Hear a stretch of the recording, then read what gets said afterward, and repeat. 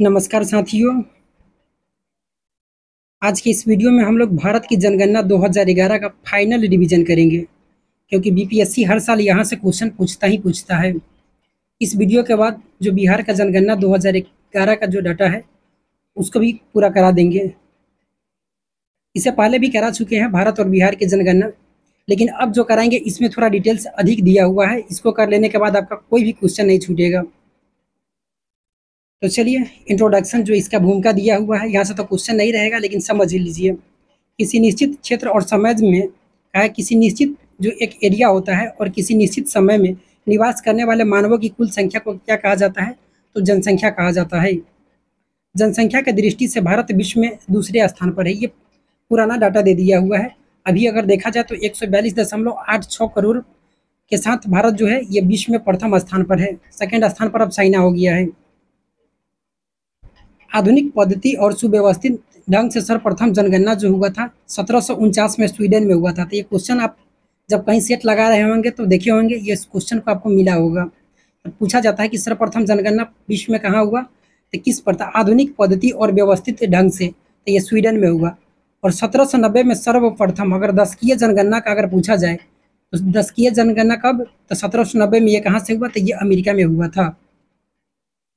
भारत में सर्वप्रथम जनगणना जो है 1872 में लॉर्ड मियो के कार्यकाल में हुई थी।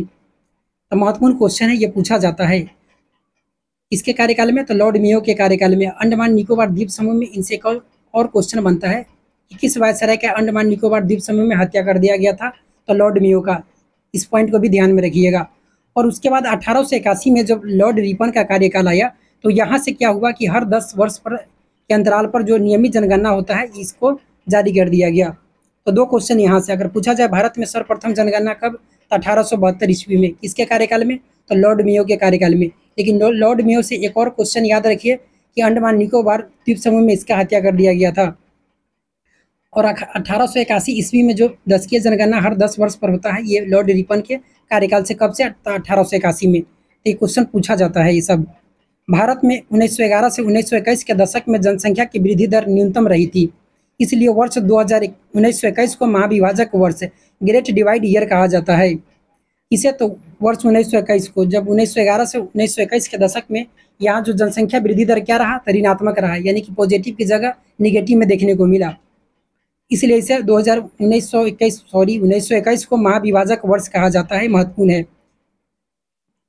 भारत में वर्ष 1872 के बाद वर्ष 2011 की जनगणना अगर देखा जाए, जनगणना के क्रम से अनुसार अगर पूछा जाए तो ये 15वीं जनगणना है। क्या है? तो ये 15वीं है। लेकिन अगर वहीं अगर देखा जाए कि स्वतंत्र भारत की 1वीं है तो ये 7वीं जनगणना है। तो यहाँ से दो पॉइंट जो है ये महत्वपूर्ण है। अगर पूछा जाए कि जनगणना का क्रम अगर पूछा जाए तो ये 15वां हो जाएगा, लेकिन स्वतंत्र भारत का अगर पूछा जाए तो ये 7वां हो जाएगा। यहाँ से तो क्वेश्चन पूछेगा नहीं। जनगणना, आर्थिक गतिविधि, साक्षरता व शिक्षा, ये सब छोड़ दीजिए, ये सब दिया जा रहा है देश के। यहाँ से छोड़िए, जनगणना का निदेशक होते हैं। हाँ, ये क्वेश्चन यहाँ है, इसको देखिए। जनगणना 2011 का कार्य 2 चरणों में पूरा किया गया था।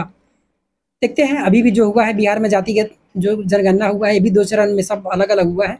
तो पहले चरण के बारे में जो होता है, इसमें आवास का जो डाटा होता है उसको एकत्रित किया जाता है। इसमें मकान के इस्तेमाल, लोगों की उपलब्ध सुविधाएं, उनकी संपत्ति के बारे में क्या हुआ कि जानकारी एकत्रित किया गया। और दूसरा जो चरण हुआ, इसमें जनगणना की जो गिनती का कार्य देश भर में किया गया, इसे जनसंख्या गणना नाम दिया गया। यहाँ से आपसे नहीं पूछा जाएगा, बस समझने के लिए दे दिया है, इसको समझ लीजिए।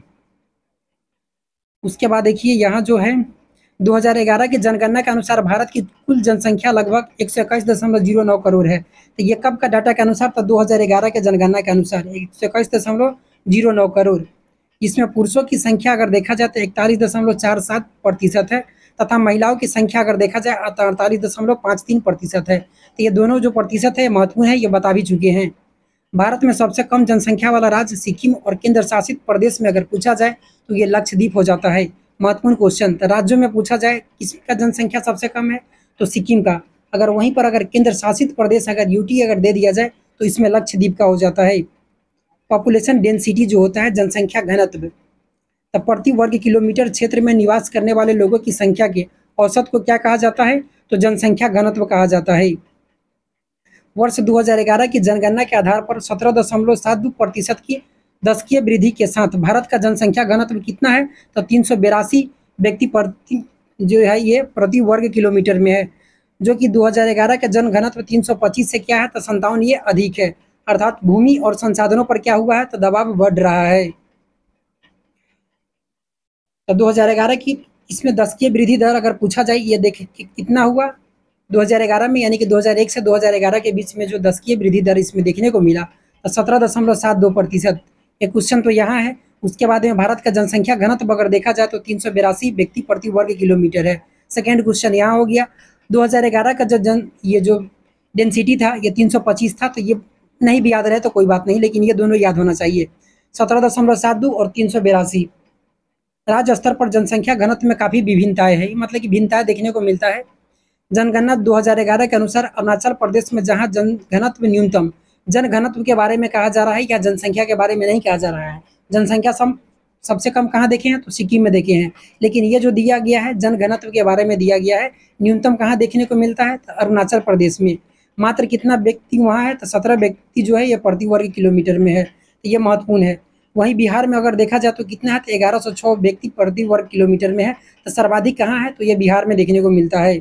और सबसे कम पूछा जाए तो ये कहाँ हो जाएगा, तो अरुणाचल प्रदेश में। कितना, तो 17 व्यक्ति। वर्ष 1901 में भारत का जनघनत्व मात्र 77 व्यक्ति जो है प्रति वर्ग किलोमीटर था, तो ये 1901 में कहा जा रहा है। जहाँ 1901 है यहाँ 2000 ही ध्यान में आ रहा है। आगे जो है लिंगानुपात यानी कि सेक्स रेशियो जो है, इसमें जो सर्वाधिक अगर देखा जाए तो 2011 की जनगणना के अनुसार भारत का लिंगानुपात कितना है, तो 943 है। प्रति जो होता है ये 1000 पुरुषों की तुलना में कितना है, तो 943 है,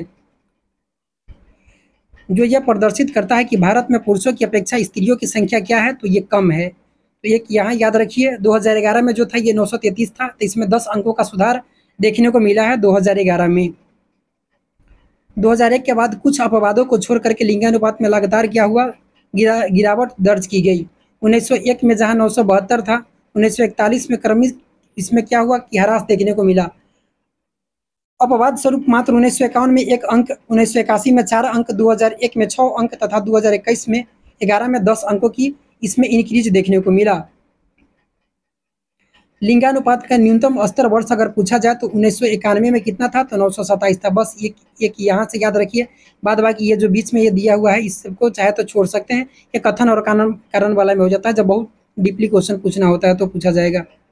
लिंगानुपात के परिप्रेक्ष्य में देखा जाए तो भारत की स्थिति पड़ोसी देशों के साथ इस प्रकार है। चीन का अगर देखा जाए तो कितना है, तो इसमें 926 है। पाकिस्तान का भारत का कितना है, तो 938 है। अभी देखे हैं, ठीक है, यहाँ देखे हैं ना कितना, तो 943 है। उसके बाद में अगर चीन का 926, पाकिस्तान का भी 943, बांग्लादेश का 978, बाद बाकी बांग्लादेश, नेपाल, श्रीलंका, म्यांमार का स्थिति जो है भारत से अच्छा देखने को मिलता है। बस आपको इसमें पूछा नहीं जाएगा, अगर यहाँ से क्वेश्चन बनेगा भी ना तो आपको ऐसे बनेगा कि इनमें से जो है पाकिस्तान, बांग्लादेश, नेपाल, श्रीलंका की स्थिति जो है लिंगानुपात भारत से अच्छा देखने को मिलता है या खराब, यही क्वेश्चन पूछ सकता है। तो इसमें चीन का भारत से खराब है और बाद बाकी पाकिस्तान हो गया, ये इक्वल है। उसके बाद में बांग्लादेश, नेपाल, श्रीलंका, म्यांमार की स्थिति जो है भारत से अच्छा है। लिटरेसी जो है साक्षरता, इसमें 7 वर्ष या ऊपर के जो होता है आयु के ऐसे व्यक्ति जो किसी भी भाषा को लिखने और पढ़ने में क्या है, तो सक्षम है, ये साक्षर कहलाते हैं। परंतु जो पढ़ सकता है लेकिन लिख नहीं सकता है उसको हम साक्षर नहीं कहेंगे। भारत की साक्षरता दर 74.04% है। मुंह में फोका टाइप में हो गया है, बोलने में बहुत दिक्कत हो रहा है। देखिए यहाँ इस पर ध्यान दीजिएगा। वर्ष 2011 की जनगणना के अनुसार भारत की साक्षरता दर 74.04% है। तो यहाँ से क्वेश्चन आपको लिटरेसी जो है भारत का पूछा जाएगा कितना, तो 74.04, जिसमें पुरुष मेल का अगर साक्षरता देखा जाए तो 82.14% है और महिला का देखा जाए तो 65.46% है। देखिए इसमें एक बात ध्यान रखिएगा, ऐसा आपको डाटा अगर कहीं अगर पूछा जाए ना तो इसमें देखिएगा जो संख्या जो होगा ना ये 2 से डिवाइड है, मतलब कि सम संख्या कहीं आपको देखने को मिलेगा। इसमें देख लीजिए जैसे कि साक्षरता हो गया तो 74.04, ये 2 से डिवाइड है। पुरुष मेल का अगर देखा जाता है 82.14, ये भी 2 से है। महिला में देखा जाता है 65.46, ये भी अगर 2 से कीजिएगा तो इसका भी डिवाइड हो जाएगा, ठीक है। अगर वहाँ अगर विषम लगे संख्या तो ऐसे भी काट सकते हैं, याद रहे भी नहीं, लेकिन देखिएगा अगर वहाँ अगर दे दिया जाए विषम में तो गलत हो जाएगा। इस प्रकार पुरुष और महिला साक्षरता दर में देखा जाए लगभग कितना है, तो 16.68% का अंतर हमें देखने को मिलता है। तो ये भी जो है अंतर भी सम संख्या में ही है। उसके बाद कहा जा रहा है कि स्वतंत्रता के बाद लेकिन अगर पूछा जाए कि भारत की साक्षरता दर मात्र कितना था, तो 1951 में यह पूछा जाता है तो 18.33% था, जिसमें पुरुषों का देखा जाए तो 27.16 और महिलाओं का देखा जाए तो 8.86% थी। तो 1951 में बस आप इतना रखिएगा याद कि 18.33% था। ठीक है। आयु वर्ग में अगर देखा जाए तो बालक वर्ग में इसको जो विभाजित तीन वर्ग में इसके विभाजित किया जाता है जनसंख्या को। तब बालक जो होता है बाल आयु वर्ग, प्रौढ़ आयु वर्ग, वृद्ध आयु वर्ग। तब बाल आयु वर्ग 0 से 14 वर्ष के बीच का होता है। ये अनुत्पादक वर्ग होता है, मतलब कि ये कोई भी प्रोडक्शन में ये महत्वपूर्ण भूमिका नहीं निभाते हैं जीडीपी में। प्रौढ़ आयु वर्ग जो होता है 15 से लेकर के 64 वर्ष तक का होता है, ये उत्पादक वर्ग होता है। इसी से पूरा जो देश का रीढ़ ये कहलाता है। उसके बाद जो होता है वृद्ध आयु वर्ग 64 वर्ष से जो अधिक का हो जाता है, ये भी अनुत्पादक वर्ग हो जाते हैं। ये पेंशन पर ये इनका गुजरात चलना शुरू हो जाता है। यदि किसी देश के बाल आयु वर्ग की जनसंख्या जो है 40% से अधिक है, तो उस देश की जनसंख्या प्रगतिशील होती है, क्योंकि वह पूर्व जो है कार्यबल होती है। ठीक है। उसके बाद में कहा जा रहा है कि वृद्ध आयु को वरिष्ठ वर्ग की संख्या प्रदान की गई है। माना जाता है कि जब किसी देश में इस आयु वर्ग के 8% से कम जनसंख्या होती है तो वह प्रगतिशील जनसंख्या कहलाती है। कितना, तो 8% से कम। बस ये तो दे दिया है समझने के लिए। डेमोग्राफिक डिविडेंड जो है जननांकी जो लाभांश है, इसमें देखिए जननांकी लाभांश जनसंख्या की संरचना में मानव संसाधन के सकारात्मक और सतत विकास को क्या है, तो ये दर्शाता है। वही है कि भारत की जनगणना जननांकी लाभांश वाले देश के रूप में की जाती है, अर्थात यहाँ जो देखा जाए तो 65 से 14 वर्ष का जो है जनसंख्या यहाँ अधिक है। प्रौढ़ आयु वर्ग ये इसको भी 2 उपवर्ग है इसका, 15 से 39 वर्ग, 40 से 64 वर्ग। 15 से जो 39 आयु वर्ग है इसे क्या कहा जाता है, तो युवा वर्ग भी कहा जाता है। जो 40 से 64 आयु वर्ग से अधिक है इसे क्रियाशील और तथा उत्पादक होता है। जननांकी लाभांश की स्थिति में जनसंख्या पिरामिड जो होता है ये उल्टा बनेगा। तो ये महत्वपूर्ण क्वेश्चन है, पूछा जाए कि इसके लाभांश की स्थिति में जनसंख्या जो पिरामिड होता है ये कैसा बनता है, तो ये उल्टा बनेगा। माना जाता है कि जा रहा है कि वर्ष 2011-20 तक, इसको छोड़ दीजिए, 64% युवा भारत सही है, इसको छोड़ भी सकते हैं, स्किप कर दीजिए।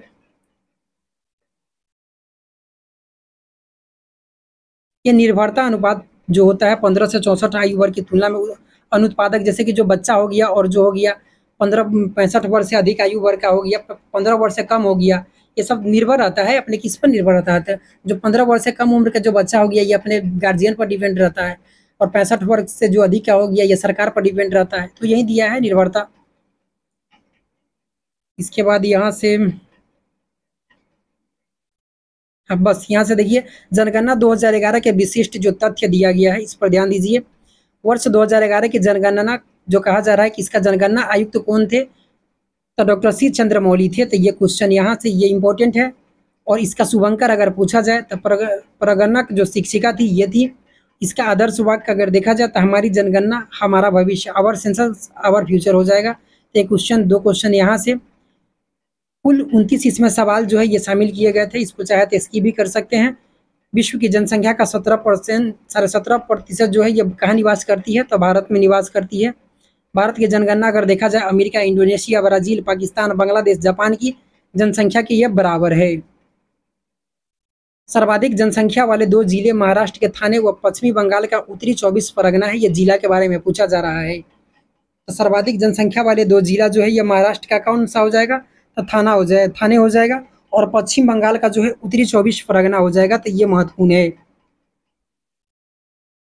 अरुणाचल प्रदेश की दिबांग घाटी न्यूनतम आबादी वाला क्षेत्र है। कौन सा, तो न्यूनतम आबादी वाला जो है ये दिबांग घाटी जो है कहाँ पड़ता है, तो अरुणाचल प्रदेश में। यहाँ का जनघनत्व 1 व्यक्ति प्रति वर्ग किलोमीटर है। और अरुणाचल प्रदेश का कुरुंग कुमे जो है देश का सर्वाधिक जनसंख्या वृद्धि दर वाला क्या है, तो ये जिला है। देखिए आप अभी जो क्वेश्चन पढ़े होंगे इसमें अधिकांश जगह देखे होंगे कि राज्य जिला के बारे में यहाँ देश से बहुत कम देखने को मिला होगा। तो 2 क्वेश्चन ऐसा है, इसको याद रखिएगा। सर्वाधिक जिला जनसंख्या वाले 2 जिले कौन, तो महाराष्ट्र का थाने हो गया और पश्चिम बंगाल का उत्तरी 24 परगना। एक यहाँ नया क्वेश्चन देखने को मिला होगा। उसके बाद अरुणाचल प्रदेश का जो कुरुंग कुमे है, देश का सर्वाधिक जनसंख्या वृद्धि दर यहाँ देखने को मिला, जिला में 113.5% यहाँ हो गया। और दिबांग घाटी में देखा जाता जो सबसे कम जो है ये क्या है, तो जनसंख्या घनत्व कितना, तो मात्र 1 व्यक्ति जो है प्रति वर्ग किलोमीटर में है। 3 क्वेश्चन यहाँ। नागालैंड का लोंगलेंग जिले में नकारात्मक जनसंख्या वृद्धि दर दर्ज की गई है, तो कौन सा जिला में, तो सर्वाधिक जो है नागालैंड में देखने को मिला राज्यों में, लेकिन इसमें भी अगर जिला पूछ दिया जाए तो लोंगलेंग जो जिला है इसमें 58.39% जो है ये ऋणात्मक में यहाँ जनसंख्या वृद्धि देखने को मिला। उत्तर पूर्वी दिल्ली क्षेत्र का सर्वाधिक जनसंख्या जो घनत्व है ये कितना है, तो 37,346 व्यक्ति प्रति वर्ग किलोमीटर वाला क्षेत्र है। तो यहाँ सर्वाधिक अगर देखा जाए तो कौन सा हो जाएगा, उत्तर पूर्वी जो दिल्ली का, यहाँ कितना है, तो 37,346 व्यक्ति प्रति वर्ग किलोमीटर में है। उसके बाद है जो क्वेश्चन पुडुचेरी का जो माहे सर्वाधिक जो है ये लिंगानुपात वाला है, कितना, तो 1176 वाला यहाँ व्यक्ति जो है ये लिंगानुपात है, ये सेक्स रेशियो है प्रति 1000 मिल पर 1176 ये जिला है, कौन, तो माहे जिला सर्वाधिक सेक्स रेशियो वाला में। उसके बाद अगर देखा जाए तो दमन और दीव का, दमन जिला न्यूनतम, तो न्यूनतम यहाँ ठीक है, तो दमन जो हो जाएगा इसमें न्यूनतम हो जाएगा कितना, तो केवल 533 ये देखने को मिलता है सेक्स रेशियो। मिजोरम के शेरछिप जिले की साक्षरता दर सर्वाधिक कितना है, तो देखिए ये मिजोरम, केरल का कोई जिला मत कर दीजिएगा, यहाँ मिजोरम का जो है शेरछिप जो जिला है, ठीक है, इसमें मतलब कि सर्वाधिक यहाँ मतलब क्या है, तो साक्षरता है। देखिए इसमें शेर छिपा है यहाँ के लोगों में, ऐसे भी याद रख सकते हैं। तो शेरछिप जिले की साक्षरता जो है सर्वाधिक है, कितना, तो 98.76% है। और उसके बाद मध्य प्रदेश का अलीराजपुर जिला देश का न्यूनतम साक्षरता वाला जिला है, तो सबसे न्यूनतम अगर जिला पूछा जाए साक्षरता में कौन, तो मध्य प्रदेश का अलीराजपुर जिला, यहाँ कितना है, केवल 37.2% यहाँ साक्षर है। और जो डाटा था, चलिए अब यहाँ से जो पूछा जाता है कम से कम 3 का जो क्रम होता है इस पर आप ध्यान दीजिएगा, क्योंकि क्वेश्चन बढ़ते या घटते क्रम में ही आपसे पूछा जाएगा। पीसीएस का एग्जाम में क्वेश्चन ऐसे ही देखने को मिलता है। जनसंख्या यहाँ राज्य का जो है अगर देखा जाए, एक तरफ इसमें दिया गया हुआ है सर्वाधिक, एक तरफ जो है ये न्यूनतम है, और क्रम जो है घटते क्रम में, वो क्रम जो है ये बढ़ते क्रम में। तो न्यूनतम जो है ये इसमें बढ़ते में, और जो सर्वाधिक जो होगा इसमें घटते क्रम में। तो देखिए इसमें जो दिया गया है जनसंख्या सर्वाधिक कहाँ देखने को मिलता है, तो ये क्वेश्चन पूछा जाता है, इसमें तीनों डाटा याद होना चाहिए। तो उत्तर प्रदेश, महाराष्ट्र और बिहार, ये 3 क्रम, तो ये मतलब कि ये घटते क्रम में तो सर्वाधिक हो गया उत्तर प्रदेश, सेकंड में महाराष्ट्र, और तीसरा स्थान जो आता है अपना प्यारा बिहार का आता है। और इसमें अगर न्यूनतम अगर देखा जाए तो सिक्किम का हो जाएगा, उसके बाद मिजोरम का और अरुणाचल प्रदेश का। तो 3-3 का जो है ग्रुप बना करके दिया गया है, और 3 से ही पूछा जाता है, तो ये महत्वपूर्ण हो जाता है। और उसके बाद अगर देखा जाए कि केंद्र से, ये तो अभी देखिए हम लोग राज्यों में देखे हैं, लेकिन अगर जनसंख्या अगर केंद्र शासित प्रदेश में पूछा जाए कि सर्वाधिक कहाँ देखने को मिलता है, तो दिल्ली में, उसके बाद पुडुचेरी, तो थर्ड स्थान पर जो है ये चंडीगढ़ में। तो दिल्ली, पुडुचेरी और चंडीगढ़। और केंद्र यूटी में अगर जनसंख्या अगर न्यूनतम देखा जाए तो कहाँ है, तो ये लक्षद्वीप, दमन और दीप और दादरा और नगर हवेली में। तो लक्षद्वीप तो याद ही होना चाहिए, उसके बाद दमन और दीप, और उसके बाद कहाँ था, दादर और नागर हवेली में। ये सारा महत्वपूर्ण है, इस पर से नहीं कह सकते हैं कि यही क्वेश्चन महत्वपूर्ण है, ये क्वेश्चन कहीं से इसमें से एक क्वेश्चन पूछा जा सकता है, 1 से 2 क्वेश्चन। ओवरऑल अगर देखा जाए तो जनसंख्या से 3 से 4 क्वेश्चन तो रहेगा ही रहेगा 150 क्वेश्चन में। दशकीय जनसंख्या वृद्धि जो है ये राज्यों में कहा जा रहा है कि दशकीय जनसंख्या वृद्धि दर, ठीक है, मेघालय में सर्वाधिक देखने को मिला, उसके बाद अरुणाचल प्रदेश में, तो बिहार में। तब अरुणाचल, मेघालय में जो दशकीय जो वृद्धि दर सर्वाधिक रहा, तो यहाँ पूछा जा सकता है कितना था, 27.95%, 27.95%, ये महत्वपूर्ण है। उसके बाद अरुणाचल प्रदेश, इसको चाहे तो छोड़ सकते हैं, लेकिन 26.03%, ये याद रहा तो भी अच्छा, नहीं तो कोई भी बात नहीं। लेकिन बिहार का जो है ये याद होना चाहिए, 25.42%, ये तीसरा स्थान पर रहा। वहीं न्यूनतम अगर देखा जाए राज्यों में किसका दशकीय वृद्धि रहा, तो नागालैंड का -0.6% देखने को मिला। उसके बाद केरल, तो गोवा, नागालैंड, केरल, गोवा। दशकीय जनसंख्या वृद्धि दर केंद्र शासित प्रदेश में सर्वाधिक कहाँ देखने को मिला, तो दादर और नागर हवेली में, ठीक है। उसके बाद दमन और दीप में थर्ड स्थान पर आता है, इसमें पुडुचेरी। दशकीय जो अगर यूटी में पूछा जाए कि सर्वाधिक कहाँ होगा, तो दादर और नागर हवेली में, ठीक है। उसके बाद में दमन और दीव में, उसके बाद पुडुचेरी। और दशकीय जनसंख्या वृद्धि दर अगर केंद्र शासित में पूछा जाए, ठीक है, न्यूनतम कहाँ रहा, तो लक्षद्वीप में कितना, 6.3%। अंडमान निकोबार द्वीप समूह, उसके बाद चंडीगढ़। सर्वाधिक जनसंख्या राज्यों में अगर देखा जाए जनसंख्या घनत्व, तो सर्वाधिक जो है कहाँ पर है, तो बिहार में ही है। कितना, 1106 व्यक्ति यहाँ प्रति वर्ग किलोमीटर में। उसके बाद पश्चिम बंगाल और केरल, ये तीनों क्रम पूछा जाता है, तो बिहार, पश्चिम बंगाल और केरला हो जाता है। तो ये याद रखिएगा, ये क्वेश्चन महत्वपूर्ण है, इस पर स्टार लगा दे रहे हैं। जनसंख्या घनत्व जो है अगर कम अगर देखा जाए, अरुणाचल प्रदेश, मिजोरम और सिक्किम, ये भी तीनों जो है इसको याद रखिएगा। राज्यों में कहाँ सबसे कम जनसंख्या घनत्व, तो अरुणाचल प्रदेश केवल 17, तो ये डाटा भी याद होना चाहिए, 17। उसके बाद मिजोरम में 52 और सिक्किम में जो कितना है, तो ये 86 है। जनसंख्या घनत्व केंद्र शासित प्रदेश में सर्वाधिक देखे हैं कहाँ है, तो ये दिल्ली का है, 11,320 महत्वपूर्ण। उसके बाद चंडीगढ़ 9,258, छोड़ दीजिए, ये याद नहीं रखिए, सेकेंड सिर्फ चंडीगढ़। और उसके बाद थर्ड स्थान पर जो है ये पुडुचेरी का। तो सर्वाधिक जनसंख्या घनत्व यूटी में अगर पूछा जाए, यूटी में तो दिल्ली में पुडुचेरी, और चंडीगढ़ तो जाकर के पुडुचेरी। जनसंख्या घनत्व अगर केंद्र शासित प्रदेश में देखा जाए, तो सबसे कम कहाँ है, तो अंडमान निकोबार द्वीप समूह में, केवल यहाँ 46 है। दादर और नागर हवेली 700, लक्षद्वीप 2149। तो जनसंख्या घनत्व ये केंद्र शासित में कहाँ है सबसे कम, तो अंडमान निकोबार द्वीप समूह में। बताइए ये कहाँ पड़ता है, अरब सागर या बंगाल की खाड़ी में। उसके बाद दादर और नागर हवेली। उसके बाद जो है तीसरा में है ये लक्षद्वीप। लिंगानुपात सर्वाधिक ये पूछा जाएगा, केवल यहाँ से आपको एक ही पूछा जाएगा, तो केरल में सर्वाधिक है, इसको याद रखिए। प्रथम स्थान पर केरल है, सेकेंड पर तमिलनाडु, उसके बाद आंध्र प्रदेश। ठीक है, केरल, तमिलनाडु और आंध्र प्रदेश। लिंगानुपात राज्य में कम किस कहाँ का है, तो हरियाणा, जम्मू कश्मीर और सिक्किम। हरियाणा, पंजाब और सिक्किम मत कर दीजिएगा, गलत हो जाता है, क्योंकि ऑप्शन में सबसे पहले ऑप्शन यहीं पर जाएगा हरियाणा, पंजाब। लेकिन यहाँ जो आएगा लिंगानुपात कम देखने को मिलता है राज्यों में, हरियाणा, जम्मू कश्मीर और सिक्किम। ये 2011 के जनगणना के अनुसार है, अभी तो ये यूटी हो गया है जम्मू कश्मीर, लेकिन यहाँ क्वेश्चन आपको यही देखने को मिलेगा। तो जम्मू कश्मीर अगर नहीं अगर है तो हरियाणा और उसका सिक्किम लगाइएगा। लिंगानुपात अगर केंद्र शासित प्रदेश में सर्वाधिक देखा जाए तो कहाँ तक, पुडुचेरी का हो जाएगा।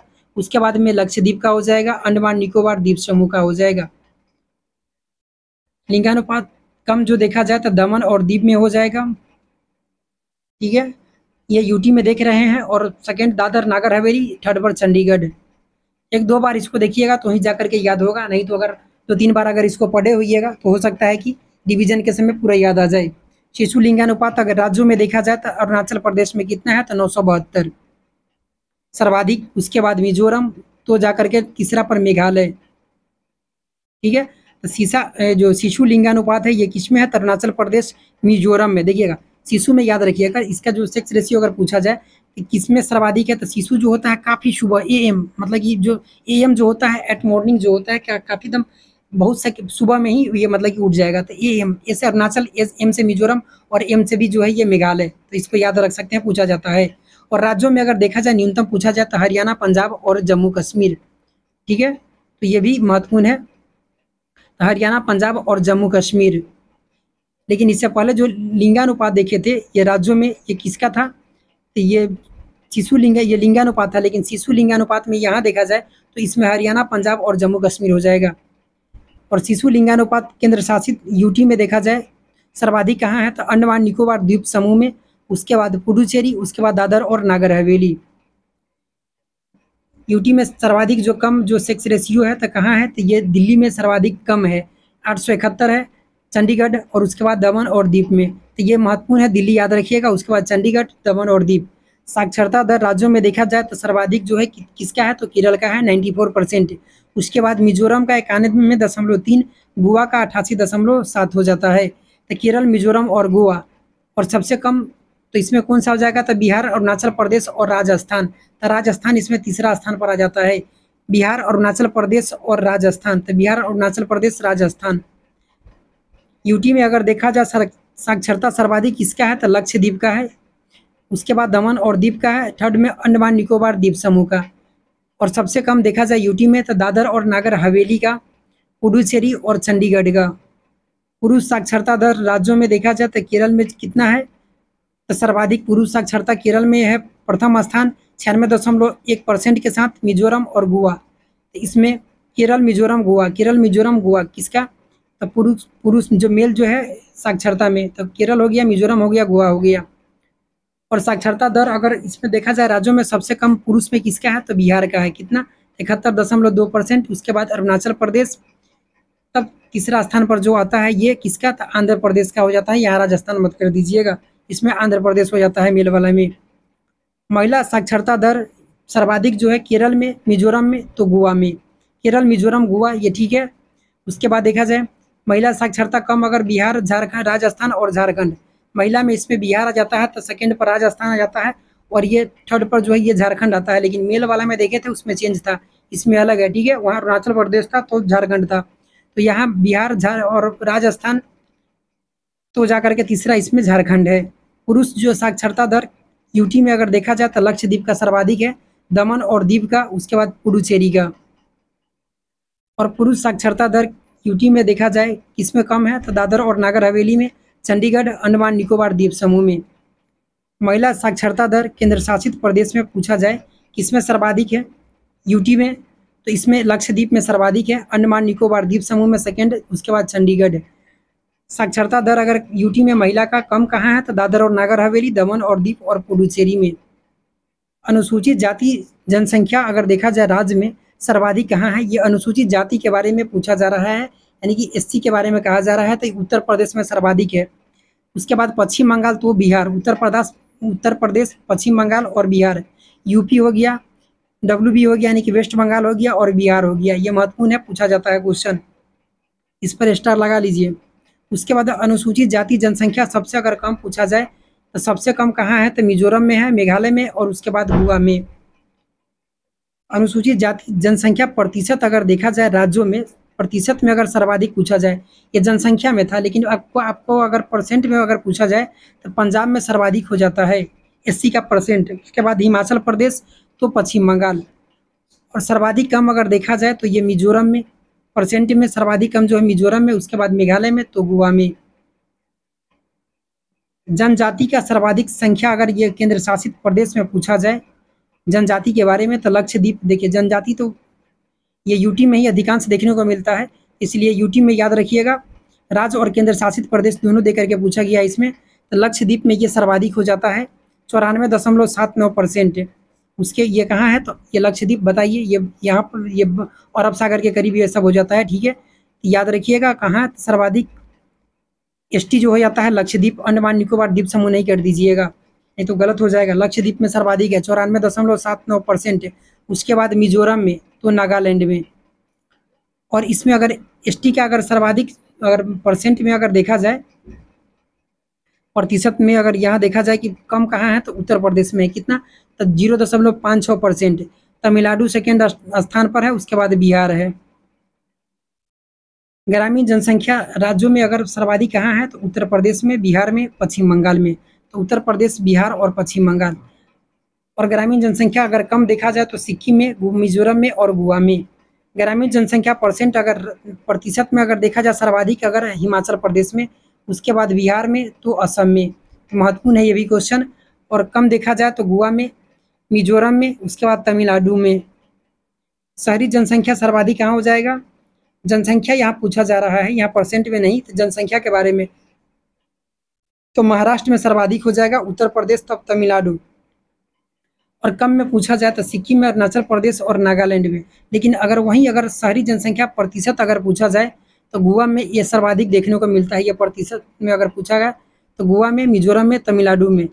शहरी जनसंख्या सबसे कम अगर परसेंट में, तो हिमाचल प्रदेश में। जहाँ ग्रामीण जनसंख्या अधिक होगा तो वहाँ ऐसे भी शहरी जनसंख्या कम होगा। देखिए ग्रामीण जनसंख्या हिमाचल प्रदेश में कम था, बिहार में, असम में, तो वही डाटा आपको यहाँ भी देखने को मिलेगा। शहरी जनसंख्या परसेंट जो कहाँ जहाँ कम रहेगा, हिमाचल प्रदेश, बिहार, असम, तीनों यहाँ आ रहा है, ठीक है। और देखिए ग्रामीण जनसंख्या जो परसेंट जो जहाँ न्यूनतम रहेगा, यहाँ देखिए जो ग्रामीण जनसंख्या परसेंट जो न्यूनतम रहेगा, वही जनसंख्या जो हो जाएगा शहरी में ये हाईएस्ट हो जाएगा। देख लीजिए गोवा, मिजोरम, तमिलनाडु यहाँ है, तो गोवा, मिजोरम, तमिलनाडु यहाँ भी आपको वही देखने को मिलेगा। देखिए यहाँ एक क्वेश्चन पूछा जाता है कि पुडुचेरी, पंजाब, हरियाणा, दिल्ली, चंडीगढ़ में कोई अनुसूचित जनजाति निवास नहीं करती है, यानी कि एसटी कहाँ निवास नहीं करती है, तो पुडुचेरी में, पंजाब में, हरियाणा में, दिल्ली में, चंडीगढ़ में। एक क्वेश्चन पूछा गया था 65वीं बीपीएससी प्री में 2011 की जनगणना के अनुसार निम्नलिखित में से किस धार्मिक समूह में सर्वाधिक साक्षरता दर इसमें वृद्धि देखने को मिला था? ये किस में देखने को मिला था? तो जैन में देखने को मिला था। ठीक है, एक दिन वीडियो नहीं आ पाया क्योंकि कल जो आसपास में जो पूजा हो रहा था काफ़ी साउंड दिन भर बज रहा था। चलिए ठीक है, नेक्स्ट वीडियो जो इसका जो वीडियो होगा बिहार का जो जनगणना है उसको, और उसके बाद जो करेंट अफेयर्स है इंटरनेशनल एसपीडी में 812 क्वेश्चन है उसको 1 से 2 पार्ट में उसको भी करा देंगे, और बिहार का जो एडिटोरिया का जो होगा अच्छा खासा क्वेश्चन जो है ये सब जो करा ही दिए हुए हैं उसका प्रैक्टिस करते रहिएगा। सारा सेट उसमें करा दिए हैं, 2 अगर बाकी होगा तो उसको भी देख लेंगे, उस सबको करा दिया जाएगा। और उसमें भी लगभग जो 500 क्वेश्चन इंपॉर्टेंट होगा उसको अलग से 1-2 दिन पहले करा देंगे। तो ठीक है, पढ़ते रहिए। चैनल पर नए हैं तो चैनल को सब्सक्राइब कर दीजिए, वीडियो को लाइक कर दीजिए। मिलते हैं अगले वीडियो में, धन्यवाद।